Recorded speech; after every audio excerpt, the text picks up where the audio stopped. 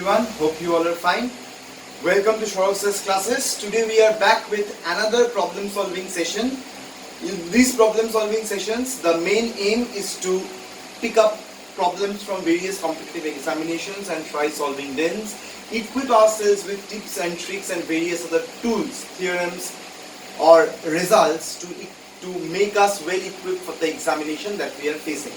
So for any examination that we appear, we need to just get ourselves familiar with the questions that we will be facing in future in the examination, so that we are not in a deep sea when seeing the questions. So for that, prior knowledge of problem solving and questions are very important.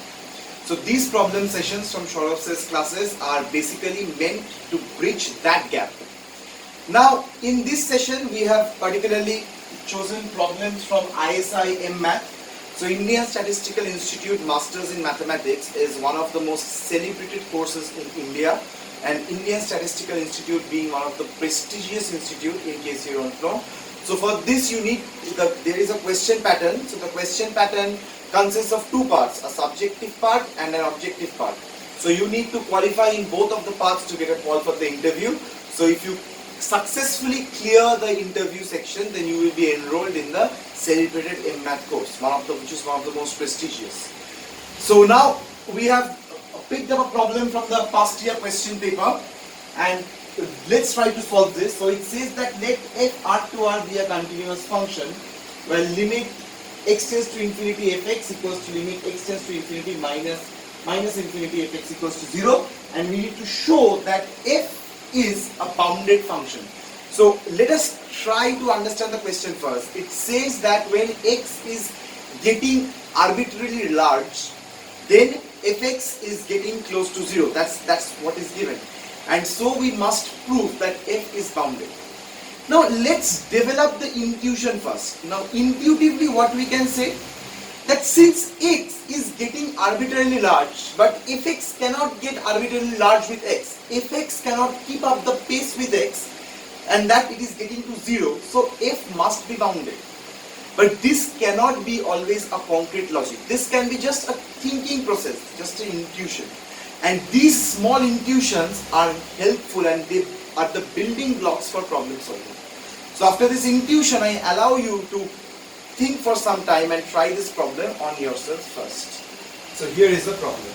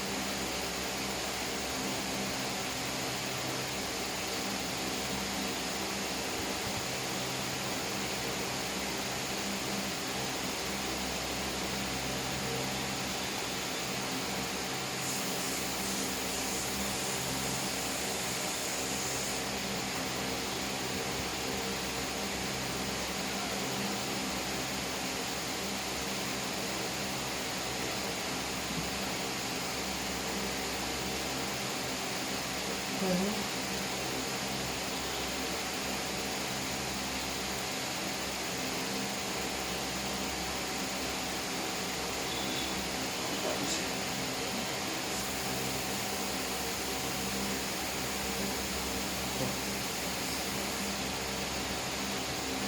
so the stipulated time that was meant for this question is over. So now since we have got the intuition, we need to prove this using that intuition. So let me give you the formal proof for the question.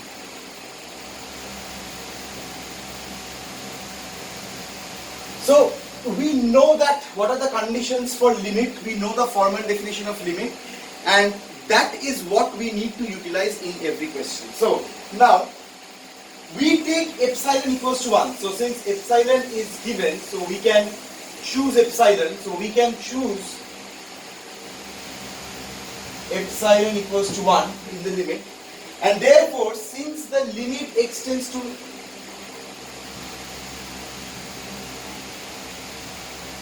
fx is 0 that is given, so since the limit extends to minus fx is 0 that is given, so there exists n1 such that I can say that fx is within this interval.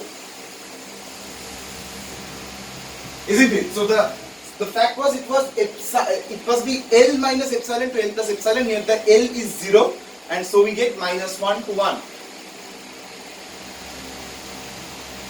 And then we can write limit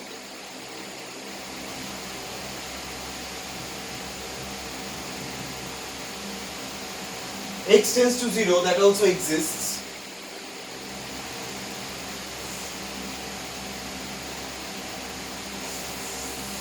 Now as it is given that limit x tends to infinity, fx is 0, so from here also we can choose an n2 such that, so for this is for all x n1 and for all x greater than equals to n2, we get that fx is in the interval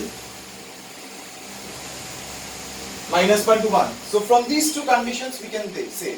And finally it is given that f is continuous function. So if you remember the question properly, we get f is a continuous function. And by compactness we can easily claim that f is bounded on the interval n1 to n2. So in this interval n1 to n2 I can say that f is bounded. And let the bound be C. So I choose the bound to be C, and of course now we all know that we need to get the maximum of n1 and n2. So fx is bounded by, so x to be chosen as max of greater than equals to max of n1 and n2. Okay? Because both the relations hold simultaneously, and from here we can say that fx is bounded by C, comma, mod of L1 plus 1, mod of L1. So here all of this is 0, L1 and L2. And hence, why this happens? And I take the max of this. So why this happens? This is because after some n1, I get fx is bounded.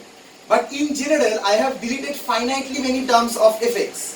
So of course, if I take the max of all those finitely many terms, fx is always bounded by that quantity. And hence fx is a bounded function. So what do we learn from this question basically? So from this question we have learned that how to analyze a function using limits, how to use the definition of limits and continuity, which is very much important. So the definition of limit was the main thrust here, and the choosing of epsilon.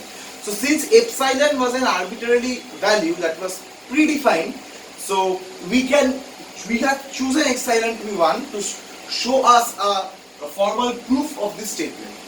So now questions like these might appear in the examinations, and there is no, I mean that there is no way that you can just leave this question. This is because this was a normal question, as I must say that this was a normal question, quite expectable in exams like ISI. So to familiarize with the concepts, you need to practice more and more problems as you can, because practicing is the key to success. Now the serious aspirant might refer to Shorov's classes. I strongly recommend that please refer to study materials of Shorov's classes, They contain high quality, exquisite amount of tips, tricks and problems which will help you to clear the examination and gains confidence for the examination. So now it's time to come to an end. So till then, stay well. All the best for your exams. Goodbye and thank you for watching this video.